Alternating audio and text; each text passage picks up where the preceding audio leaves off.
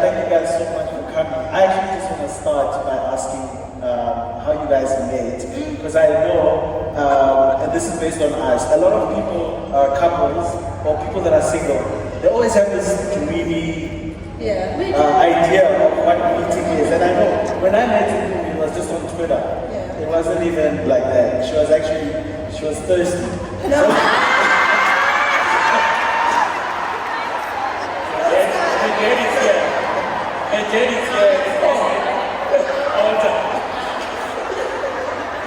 So I want. This is why we stopped island trading. So I wanted to know, how did you guys actually meet? I know you're both from the Eastern Cape. Okay, so we were going from Elizabeth to Johannesburg. I was on my way to a conference. We landed in Johannesburg and he started making conversation, but I had my earphones on. I would have expected him to kind of understand that, don't go on that. I do agree with it, but I looked very nice. I was running it down. Okay. So think about this way. Think about this. A lady goes to the salon. Yes. We call this a hairdresser. The hairdresser does not ask what type of hairstyle do you want or you need. She just says the usual stuff. The usual is you just get there, you blow dry, and you push back your hair and you go out. So was she looking nice? Yes, nice. And as we landed, we went to pick up our luggage. So we started chatting, and I honestly was like, I'm not interested. Eventually, when we went to pick up our luggage, I was like, oh, can you give me your number? And I was like, no. And he's like, oh, okay, I'll give you mine. I was like, okay, just to fast track the conversation. So afterwards, he gave me his business card. I went to pick up my car, rental car, and then I purposely, just discarded the business card under it. And I don't know this person. And then, so that was it. And then a week later, I was back at work in Port Elizabeth, and I get a phone call from our reception area, a receptionist saying, there's a Craig on the line. Now, Craig knows many other people. Craig. I can explain. Alright, so after it's not Craig. I just want to explain the story. But there's a story behind it. Receptionist says there's a Craig on the line. I was like, I do not know any Craig. There's a handful of white people I know, and none of them is Craig. Okay? So I was like, no. I was like, okay. I used to work for an NGO, so I was like, okay, probably like a potential donor or whatever. I take the call. It's not Craig. It was definitely the black person in the other one. Okay?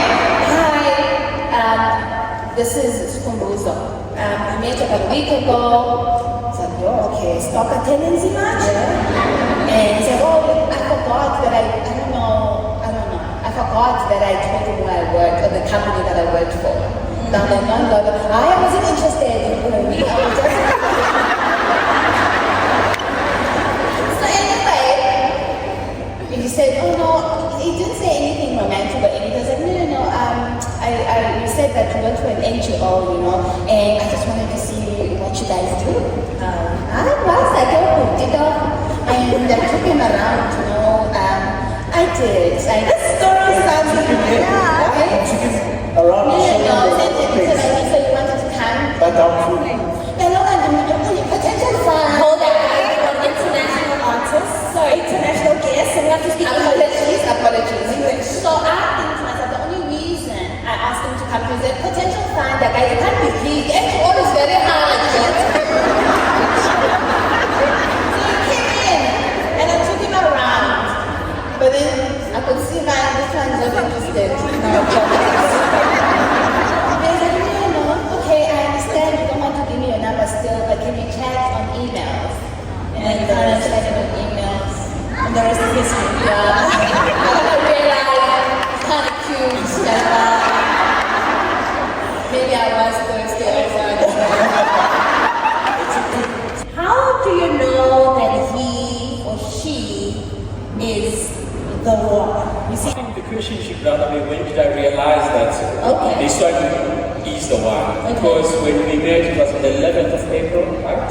And she only considered me on the 18th of June. So, and during my trying to make sure that she pays attention to me, Nosy used that opportunity to introduce me to her. I was able to meet Nosy, not the Nosy that you see. Yeah. And that's why a few times I would post her nasty photos. Because that's the Nosy that I met. After she finally said, okay, yes, we can date, we continued for, I think, 15 months, and afterwards we went our separate ways. During that lonely time, I was alone in my space all the time.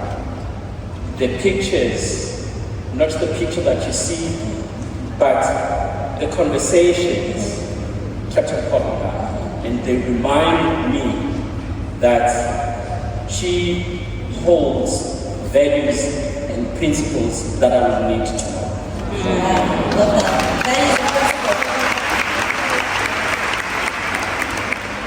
I think I'm going to piggyback on what School was saying earlier on. How did I know he was the one? So when I was growing up, you can see I'm very animated, very out there, very loud, okay? And my mom did not know how to package all of that nice, you know? So usually she would be like, okay, sit here, and I'll be like, I want to stand there, okay? And as I was growing up, and with all of that, all of those challenges, I wasn't a child that was very naughty. Yeah, you know. It's just that she just didn't know how to handle the personality. Yeah. And she'll often say, you know what? I hope when you get married to someone who just tame you, okay? Sure. When I went to school, I knew he was the one when I could see that I could still be me, right? And I didn't have to pretend, I didn't have to be someone else, and I don't mean to be deep or anything like that. I remember when I met him and knowing that, you know, I was living this secret life.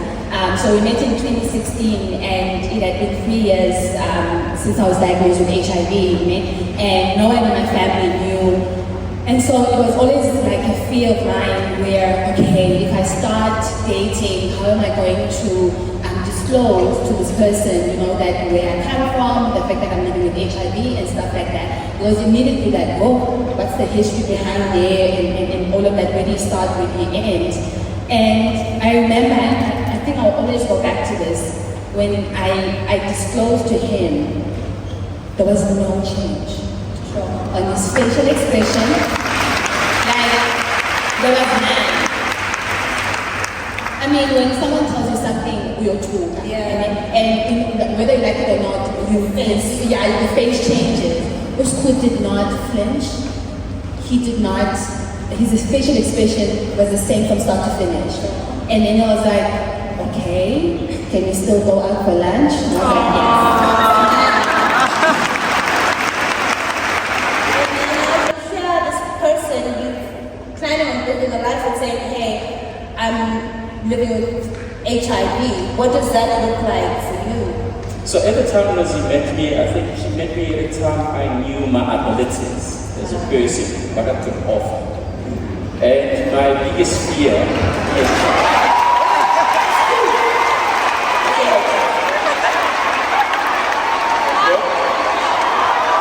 guys, I'm going to forget what I wanted to say. English is not my first language, please. So she met me at the time that I knew what I can offer. I knew that if I meet someone who unfortunately had been raped, I wouldn't be able to stand that because of the emotions that they continuously and constantly go through. Also, at the time we met, I was also a work in progress. having gone through or lived a long time without really understanding what happiness means to me and not to others. So we met at the time, and when she told me this, and immediately I said, it's okay. And the advantage is that during that time, there was a whole lot of information that was being published. Remember I said to you last 2 weeks ago that I introduced her to reading, and now she reads more than me. Yeah. So I loved books. I had a lot of books and I would read about things. So at least my knowledge about it, at least was at a better stage. Yeah. And not only that, thirdly, there was a suspect that when my sister passed away, it was purely because of HIV. So who was I to judge someone else? I think that's Money and relationships. Do you guys have a joint account? No. Okay. You were very loud about that. Like order in the house, we took the past plan, they're gone 5 years, 10 years to come. What's your deal? Financially, they're going on what are your goals? Ladies, you must take charge of these things, very important. What is your aim? I'm a planner. Let me tell you, I'm a planner. and maybe too much sometimes, but it's okay. I feel like there's a nice balance. There's a nice balance. Old school is the type, Nazi, you work very hard. Yeah. We work hard, we deserve this. If he did not do that, I promise you I won't do anything. Yeah. And that's not healthy. Yeah. I'm also able to say, school, walking. Remember this one time, there was one of your videos where I think when you first met Brandon, we'll walk into a shop and like buy a shirt, you know, that you didn't budget for, something towards that, your early video. Yes. So that thing, you don't need that shirt. Yeah. There's shirts at home. Yes. But I think it's actually really good to have balance because, like you said, I didn't buy clothes for the longest time. And even when I was working, like I would be fine with my Mr. Price. Would be so good with money, guys. Like, who is never been broke ever since I met her. Don't say that. My whole life. She got me to five. But I was very frugal with money, but I never spoiled myself. And like by the time like I have to go somewhere, I actually was thinking about it when we got engaged. I think of that dress that I wore, and I'm like, I could have worn a better dress, but I didn't have one because I was so frugal with money. It's not because I didn't have, but I was so. I think when you grow up in a family where you didn't have, Yes. and then you have, Yes. and then you don't have, Yes. then you live in that fear of, I don't want to not have. It's better to not have something, and not know it at all, than to know it and then regret. So for me, that's that. I mean, we all have money relationships. So for me, that was also my things that I want to make sure that I'm going higher and higher. But then Brendan is an overspender, and so he got me to loosen my pockets a little bit, and I got him to start saving. We're still working on. Guys, I'm a firm believer. You only live once. Don't take everything you hear on the stage as facts. Let me tell you. Remember a couple of weeks ago, Okay, first of all, this one now all the time she gets to me. She says, "There, my husband goes again. He's gonna make a bad financial decision." When that thing gets to me. let me tell you, so, my sustenance money, and so now that we started, this health journey, he has a Garmin watch, né? So I was fine. Take my phone with me, and then, John, it's like, it's not a brand. You should not have a watch. And it's like, I don't need a watch. I have my phone. What do you need? So strategically, this one said, no. I need running shorts. So can you please come with? I was like, oh, okay, cool. So we get into the shop. It's like, maybe try those running watches. So we're standing there. I was now embarrassed. Like, I need to say something. Otherwise, it will look like I'm just standing He's like, oh, how much is this? And he's like, oh no, 5,000, 6,000. And he's like, no, it's like 6,000 back. My son was stingy, 6,000 back. And it's cool, you're gonna swing, you're gonna build. So I'm standing there, and I see the stars, and I'm like, did you buy the watch? I did. And the last one, the biggest pet peeve about it. What irritates you? Just What is pet peeve? Let me start. This is why. Your chest is heavy. Let me tell you. This is why when you meet someone, ne, and you get to see some things, ne, please know they're not going to stop selling now that you're married. Ne? In actual fact, it's gonna be more. Ne? Very quick story. School has 4 toes. Ne? 4 toes. 4 toes. Another day. Or photos. 4 toes.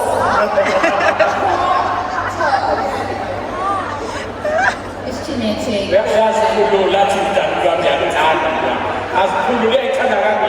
don't. He has 4 toes. His dad has 4 toes. Now he has 4 toes. Here's the thing, when he told me the story when we met, I don't know, it was kind of romantic. No. Wait, romantic, wait. Show me the romance. Let me tell you, the reason why I kind of felt like it was romantic, he told me the story behind it, ne? So my mom knew when she was pregnant, deny the paternity, ne? Because obviously olden days there's no DNA, so when he was born, he had 4 toes, meaning that bye-bye, he's a mother.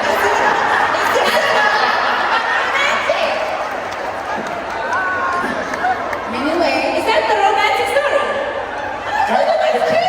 The details and the story behind it, you need to be systematic. Never timing down. Imagine if I said, okay, see, Okay, continue about your photos. everyone has a story to tell, ne? So I kind of go, oh man, that's so deep, you know? That's so romantic. Anyway, so as time goes by, ne? And as time goes by, so now I start thinking about kids, now I'm pregnant. Now I'm thinking, but I don't want my baby to have 4 toes. See? I don't want my baby to have 4 toes now. So that's what I'm saying.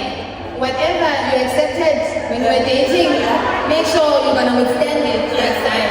Because now suddenly when I was pregnant, I was so mad. I was like, my baby better have 5 toes. Every doctor's visit, I'm like, you better come look for it. How many toes does it have? Hey? How many toes does your baby have? No, he has 5. No. But, cut a long story short, the other thing is, I think I'm going to say this for all the ladies. You're going to lay washing basket. This is the washing basket.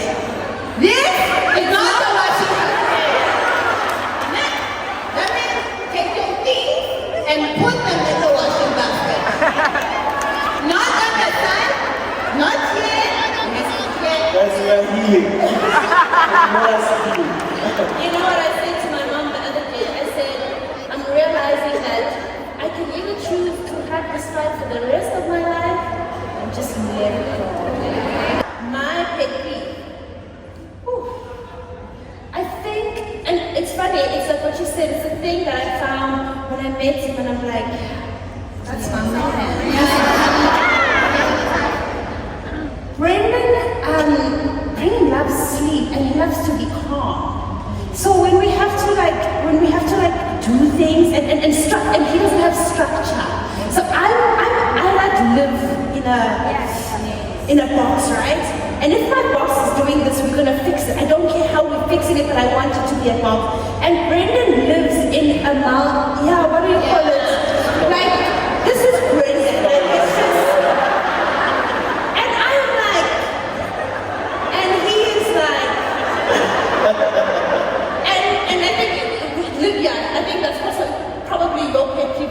that you want to go with the flow, and I want to go with the box. Yeah, well, okay, I'd say my pet peeve. Oh, you found it.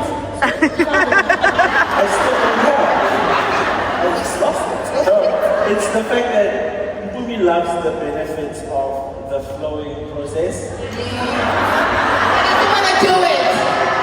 But then she wants to stay in her box. And then when the box is not circling, she's like, why is it not circling? I'm like, because you didn't flow. In closing, thank you so much. I want you guys to share words of healing in relationships. How have you made sure that your relationship is a safe space and a place of healing? You can give me a short thing. Man, is to continue working on yourself. I was asked the other day, do you believe that you have completely healed from where you come from? And I'll be honest that I'm a work in progress.